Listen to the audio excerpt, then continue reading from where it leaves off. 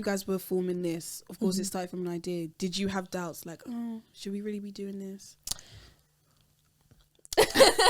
Okay, the thing is with us, we are dreamers. But the roles that I was seeing for black women, I was like, I was seeing like sassy character, like, you know, the prostitute, all that jazz. And I was like, this isn't what I want.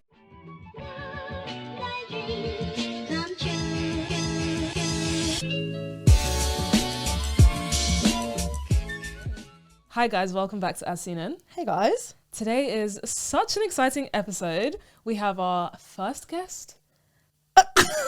Revealed. First guest. Hey. First guest. But let me tell you a bit about our first guest. So Christine is a London-based writer and director who's collaborated with the likes of Amazon Studios, BBC, Rural Media, the Arts Council, and more.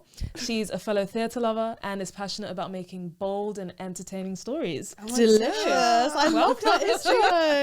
I loved it. Thank you. How are you today? I'm good. Thank you for having me. How are you both? We're very good. Yeah, we're good. We're so excited to have you.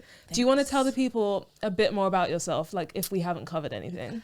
I'm Christine. I like walks in the park. I Yes. like the beach. I like the sunset. I like... Yeah, I've got nothing. I No, loved I'm that. good. Love Yeah, it That was so a really much. cinematic intro. you, thank Really You painted a cinematic. picture for me. Yeah, thank you.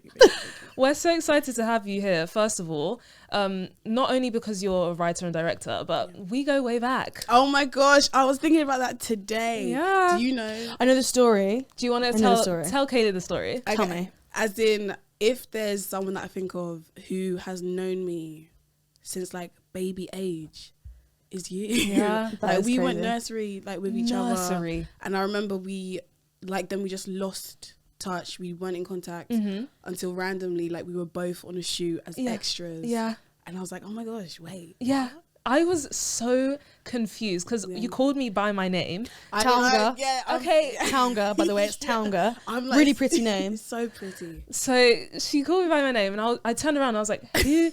This person, first of all, knows me because no one would know my Yeah. name. And I was like, Christine? Yeah, We literally went to nursery together. literally. And then it's so crazy how now here we are. Because obviously we wouldn't have like had each other's social media. We were like At 4 years all. old. Yeah, literally. Literally. Yeah. So Yeah. I'm very It happy was that a you're nice here. surprise. Yeah. It was very nice. Going way back. Going way back. But tell us about what you're working on at the moment, what you do creatively. So I work full time for a company as a production assistant, but my goal is to definitely just continue writing, directing my own pieces and other people's pieces. So at the moment, I'm in post-production for a short film that I got commissioned for called The Solar Eclipse. It's like a 10-minute mockumentary about the moon going on a blind date after she breaks up with Earth. Nice. And then I want to write like a zombie film. Ooh. Oh no! Cross genre. I mean, we're going straight in, but we'll talk about the first short film in Yeah. depth as well. But when I watched the Solar Eclipse, private link, guys. We got private link. Private link. I was like, this is so different. Really? So Yeah. different. Well, yeah, because it's the skin I move in. Yeah. It was so different. Yeah. I was like, I love that though. Oh, thank I love you. that it's like you can do it all. Yeah. do And it. Yeah. do you know one thing I picked out from that? I think writing, because it was funny, Yeah. I think writing for comedy and directing comedy is so difficult, probably one of the most difficult things outside of like apart from dramas and stuff like that, because it's so hard to capture the nuance of like humor whilst doing that. So how did you find that, and like what was your creative process doing that? So I find that when I write, so I have like a lot of sisters, and the way that we interact with each other, I find that translate into the dialogue that I write. Because when you're surrounded by so many people, it's like you're never short of material. Like they'll say something and I'm like, that's coming home with me, like I'm stealing that. But I think most importantly on the day, like you can think of all the things you want the actors to say, how you want them to maneuver, but at the end of the day they are human. And I remember on like the second day of shooting, it'd been a long day and there was just a point where it just wasn't working, like it didn't feel right. So I literally just said, like, you know, forget the script, this is what's happening, you guys do whatever you want to do. And that's what ended up being in the final cut, because you can write as much funny dialogue as you want, but it's the actors that actually bring it to life. So it was more so their performance than it was with my writing. 'Cause Nice. they were incredible. Your lead actress, I thought she was so funny in that. Oh, which one? The sun or the moon? Oh, I Both. was rooting for Luna. Yeah. I was like, come on, Honestly. stand up for yourself, girl. Like, So and the good. makeup and costumes as well. Yeah. Oh my Who god. did that? Let me tell you, like, this project is so dear to me because it literally was a passion project formed with my friends. Like, although I got commissioned, I knew that I am still surrounded by talented, amazing, like, beautiful creatives that just want to create. Yeah. So the makeup artist, she is literally a friend from church when we were younger, Amazing. who always looks good, and she just loves makeup, but she just never considered doing makeup for film. So I called her. I was like, Chloe, her name's Chloe, and she Shout wants out to Chloe. shout out Chloe. Great job. Literally, I was like, you're doing the makeup, and she was screaming. She was like, no, I can't do it. Da, da, da, da. But more time with things like this, especially with like creators our age, we just need that encouragement to actually go and do it. And with the same with the stylist as well. Shout out to Abena. Shout out. Like, she had experience on set as like a stylist assistant, but this was her first shoot where she was like, you know, you are the stylist. And there were things, because the budget was so small, but she was like, I see the vision, I want to do this, I'm going to buy it, I'm going to return it. And I was like, okay. Nice. I think it's so amazing that you have those group of friends that are willing to just create, and people who are so passionate about art and creating things, so that, because when you're working with small budgets and, you know, you just want to make something good, it's such a challenge. I think we found this as well. Yeah. So what would you say, apart from obviously working with such a small budget, has been the biggest challenge for you in the filmmaking industry? And do you have any advice for young filmmakers or people who just want to like get into being commissioned or making something like out of nothing, you know, working with people, that sort of stuff? I think, okay, so the biggest challenge, which would go into the advice, would be probably like the self-doubt. Like, say when you guys were forming this, of course it started from an idea. Did you have doubts like, oh, should we really be doing this? Okay, the thing is with us, we are dreamers. And I think the dream is sometimes delusion. So we were always like, it's going to work. But this isn't our first idea. So we did have a podcast idea and sort of plan for before that we weren't able to pick up. So I do get, I mean, obviously it's delusion. But there is always doubt. So I do get you. 100%. It's like you want something to work so badly, but then you're like, how? Yeah. So 100%. So I think doubt is always a big thing. Not always from you as well. I think a lot of the time doubt comes from other people when you tell them your big plans. Oh my gosh, yeah. And it's so important to then surround yourself with people who can uplift you and like just talk positivity into your ideas. Yeah. Because I think a lot of people either don't want to see you succeed, or they're like, oh, I don't think that's going to work, so therefore I'm going to bring you down. You're so right, because as well, I think although we have this delusion that it's going to be really successful, I think we're the only people that think that. Yeah. So like, it's kind of humbling. It's humbling when we're like, oh, we know people don't think this is going to work, because it's like motivation, right? It's like, actually, let's prove them wrong. Yeah. So yeah, I really do get you. I read something that you wrote on your website where you said, I think you came out of university and you wanted to get into the industry, but you didn't feel like you were getting the opportunity, so you just decided to make your own. Yeah. Is that talk to us about that. Okay, so going on to the advice thing. So I studied drama at uni because I wanted to be an actress. Yeah.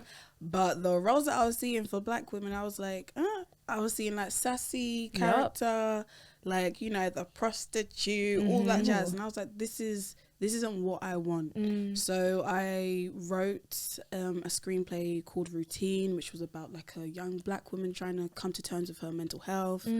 When I watch the film, it does cringe me out because it's so bad. But that honestly was my first introduction to just filmmaking. Again, I made it with my friends, literally Googled how to write screenplay, and that was the first time I ever actually tried to write a screenplay. And so from then, that was when I got commissioned by the BBC for The Skin I'm Moving, because I already had... big round of applause, actually. Things I'm we holding the love mic up, to but I will see. clap for this. Thank you. Oh, I just love it. Oh, thank you very So much. how did that actually come about? Did you go to them with a pitch? Because I know that a lot of people that watch this, and obviously us as well, we want to start doing in the new year more production-based things. Yeah. How did you go about that? Because what did you do at uni, first of all? I did English and drama. Oh, and drama, yeah. So that kind of relates, but it's not film writing or screenwriting. So I know you said about obviously writing the screenplay, but how did you then pitch that to BBC, or what was the situation? So I think I get this from my sisters, but growing up I always just saw them like just apply for things, always just getting these opportunities, working in these companies. And so from a very young age, I just loved like researching like film things or competitions or just anything that I could get my hands on.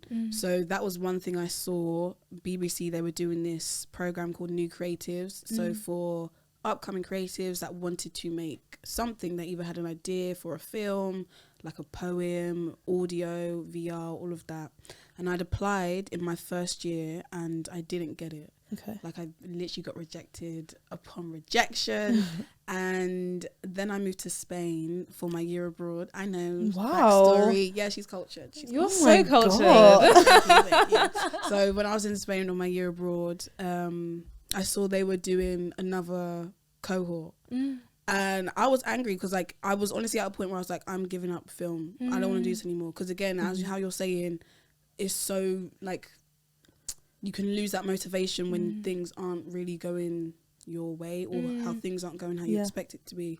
So I was at a point where I was going to give up film because nothing had moved. And then I had the idea for The Skin I'm Moving, which literally came very randomly, like I was asleep. And then I just started to, when your dreams are so vivid. Yeah. Oh, we know. We know. Yeah. So like, I literally just started to see these flashes of these women. It was so silent, and all I could hear was just like background noise of these women just doing separate scenes, or just living, existing, being normal in what normal is. Yeah. And then Toast. is that Toast? That's Toast. He misses Guys, me. we have a studio dog. I don't know if we've mentioned Toast before, but maybe in we have a episode. studio dog.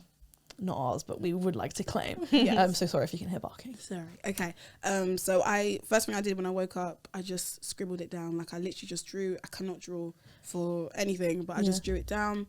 And then the next day I saw the next round they were doing, and I wasn't gonna apply, but something was pressing on my heart. It was like, just apply, just do it. So I applied. But when, like, say when your parents force you to wash the plates and you're there washing the plates like with so much vengeance. Yeah. When I was applying, I was like, You rejected me before, but you will regret not rejecting me. literally, like, I was so angry. And I remember writing in my diary, I was like, if I don't get at least an interview, I'm done. You said cut cameras. I'm done. Okay. Literally, in my little room, I was like, I'm not doing this no more. Yeah. And then got an interview, and not only did I get an interview, I ended up getting commissioned, and I was like, Stunning. We just love to see it. Absolutely amazing. Thanks, guys. What would your plan have been if Oh they my had? gosh. Because like we said about the delusion, like that would have been me like, ugh. But what was your plan B have been? Did you have a plan B? Oh my gosh, I don't know. I honestly can't imagine myself doing anything else. And I think that's so amazing, because a lot of the time people are forced to give up and forced to think of plan Bs, when I do believe that if you want something, dedicate everything you have to focusing on that and forget about a plan B, plan C, plan D, because then it allows your brain to think, okay, yeah, maybe there is another option when there isn't. Because if that's your passion, you go for it. No. Do you know what's making me laugh then? I love a motivational speech. Just giving Molly May. It's what? Giving Molly May. No. We all have the same We 24 hours don't a day. have- we No, do you don't. know what? I was thinking, because I recognize the privileges that I actually do have. Like, again, I'm Nigerian, but I was born in London. That's one like advantage in itself, because the opportunities that we have here is way different to if I was born in Nigeria, 100%. unfortunately. to my parents, I'm able to live there rent free. Yeah. Free. I ain't got no children yet. Like, Yeah. I don't have no responsibilities like that. So I can dedicate like free time to like write and all that jazz. For my mum and my family and my friends, the support system that I have, they're incredibly supportive. And I think if I didn't have that motivation, that encouragement, I honestly think I would not have still been doing it. Because like with me alone, I don't want to do it like that. It takes a village. I think we found a similar thing as well when when building this podcast and production company. We have so many of our friends working with us, and without them, it would not be possible in the slightest.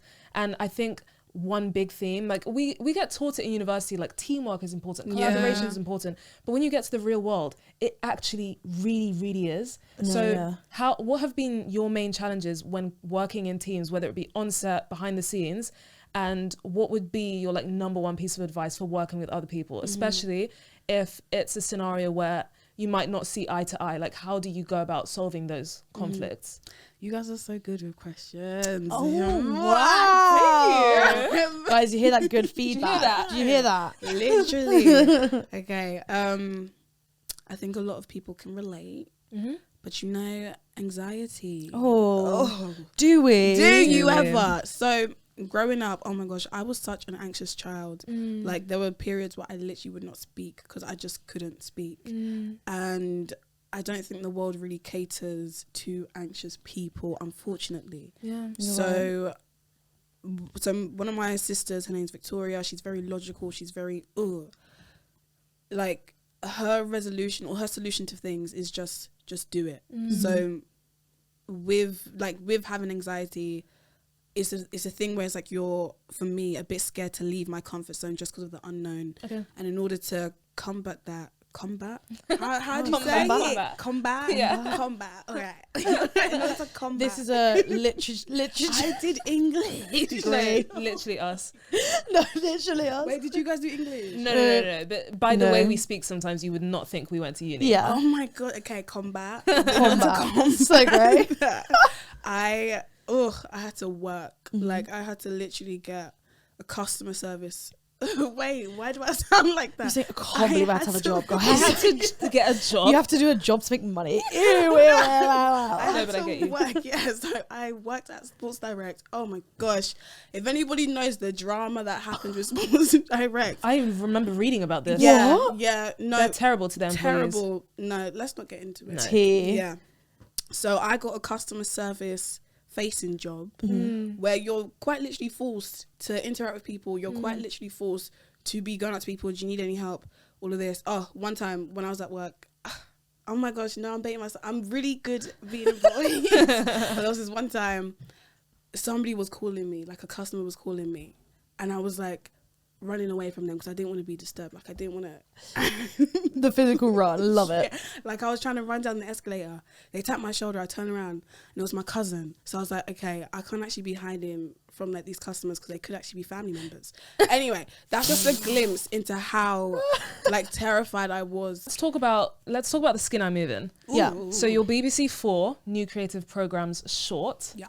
Really loved it. First of all, there was a quote in there which almost made me tear up, and it was, "You count the days till you can feel her loving hands on your scalp again," and it was about. Explain what it's about. Oh, okay. Okay. Sorry. Wait. Sorry. Okay. The moment. You know when you're gonna say something, you're like, nah. Okay. So with that quote, family for me is so important. Again, the skin I move in, it was kind of like a love letter to my younger sister who's actually in the video. I literally was thinking, this girl looks so much, because obviously my memory of you is when we were that young. So I was like, this is so strange how this girl looks just like Christine when she's young. That was your baby sister. Which one was she? She was the one in the yellow. So like, and then that was my mum as well. Oh, yeah. So she was the one getting her hair done at the beginning. She was the one getting her hair She done. was great. So great. Oh my gosh, she was they great. Were both so nervous. They were. Goodness. But I literally was like, where did she get these actors? Yeah. I was like, they're so. That's not me kissing your ass as well. I literally promise you, I was like, because sometimes you have to lie to people. But I'm like, when you say your work's good, it was bad. No, so I'm good. being so honest. They did a really great job. I thought they were so great. Oh, thank you. Really good. But yeah, so it was like a love letter to her because I don't know, growing up, I feel like as a black woman, or even just as a woman, the role models that we have, they play such a big part in your upbringing. And I thank God because her generation, like the people they see on TV and all that jazz, like there's a lot more representation in that regard.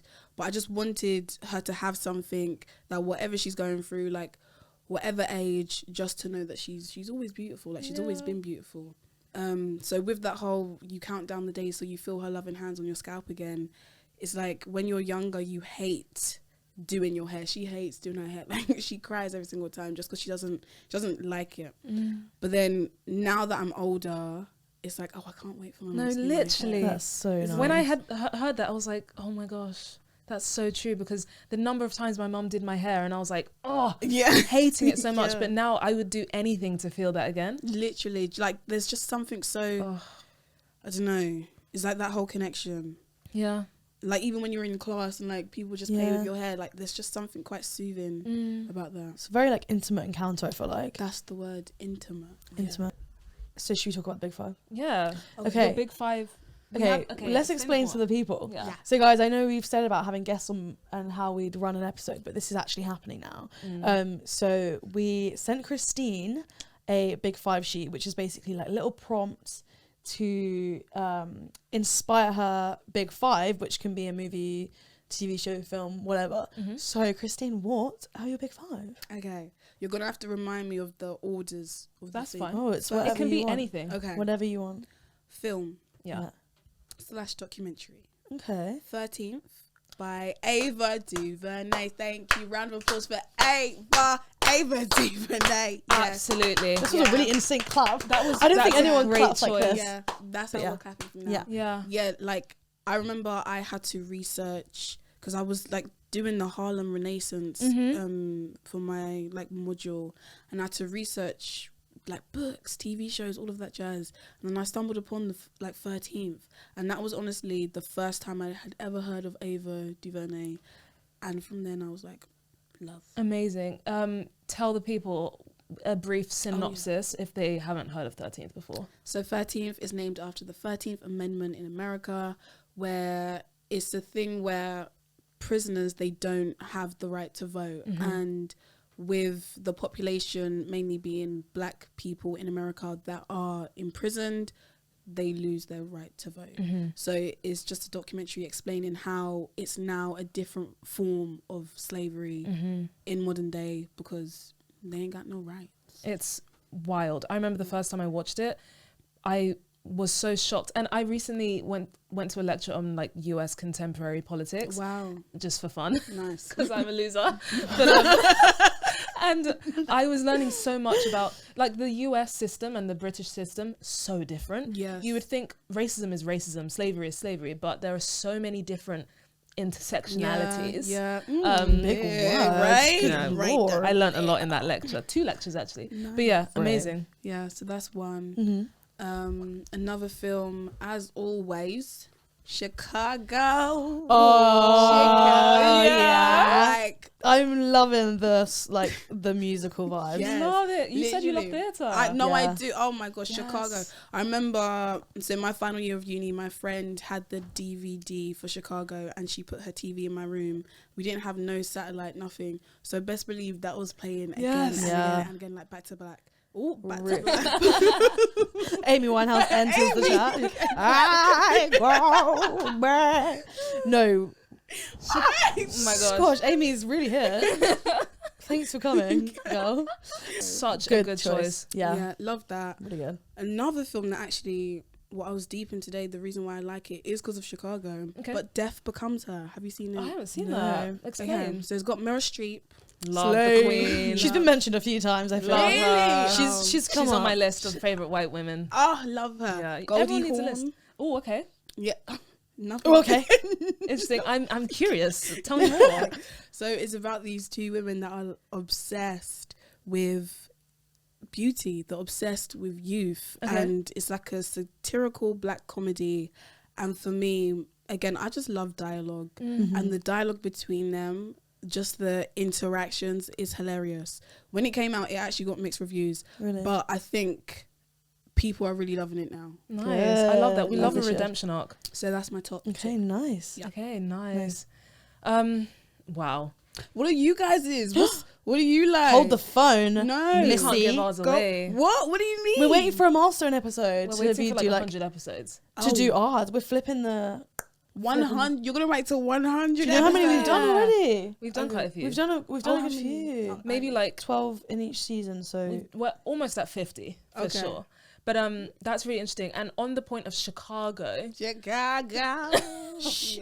Trina in Victoria. That's It's a city, it's a setting, it's a city, it's somebody, it's a city, that's what I'm doing. She slays. Yes, love it. what are some of your other favorite theatre productions or musicals? Okay. Yeah.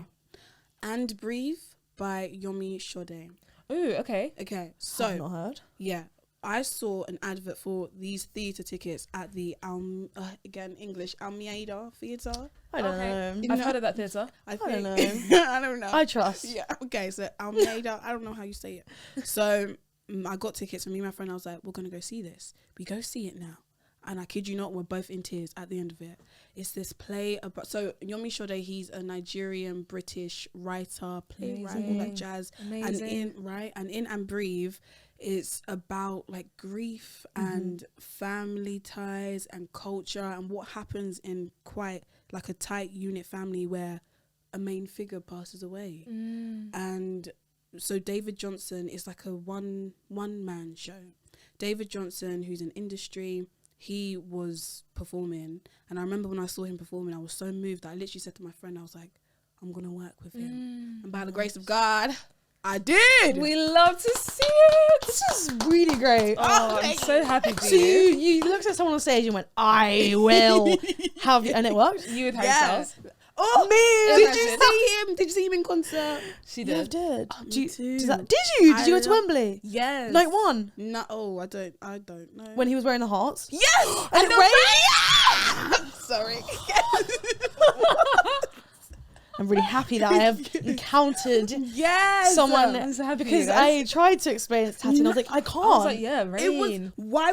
Did he pay for that? How did He that said, happen? and cue Mother No, Nature, Literally, cue. it was at Cue. the sign Oh. of the Times, and it was just. Just stop Yeah. the So cry. happy for this interaction right here. No, guys. That was You it. don't. Tati, No, I'm sorry it you'll was- never experience that. I'm so. It it's was so fun. beautiful. I Yeah. can feel the energy, and I Yeah. almost feel like I was there. Yeah. That's another guy I want to work with him. See, so do you amazing. think because we've seen him in concert, he'll know because out of the 90,000, he'll be like, Yes. those two, I'm gonna find them. We are not like other girls. That is how it's gonna be. We I are believe it. YN. Harry. Do you know what hit should us up. happen? You should direct a film. Yeah. We'll produce it. Yeah. And then he can star in it. Yeah. We're gonna do Teamwork. that. I feel like teamwork makes the dream work, dream as work. we've Harry, discussed. expect a call. Do you know what I mean? We're gonna do that. Yeah. And you Really can good. write it, of course. Oh, Yeah. I'll try. Guys, we're going to wrap it up here. Thank you so much Oh, for we coming, done? Christine. I don't want to be done. I don't want to be done, but we have to be done. We have to be Really? done. Okay. Yeah. Come Tell, back. tell them where they can find you. You will be back, I'm Yeah. sure, at some point when you're So- promoting The Harry Styles your movie. Oscar-nominated Yes. movie. yes. Where can you find me? Yeah. I don't know. We'll put your website in the description. Christine Ubochi, ubochi.com. No, sorry. Oh, where can they find Christine? Wait, let's do this. You can find me christineubochi.com. Christine, CHRISTINE UBOCHI.com. Yeah. Also my Instagram, UBXCHI. Make sure you tune in next time for our scene in with Katie and Tati. Wow, new Come on, theme girl. tune alert. Let's do it. That was so fun. Thank you so much for Thanks. coming. Yeah. Thank you for having me. Of course. We'll catch you guys next time on our We'll catch CNN. you.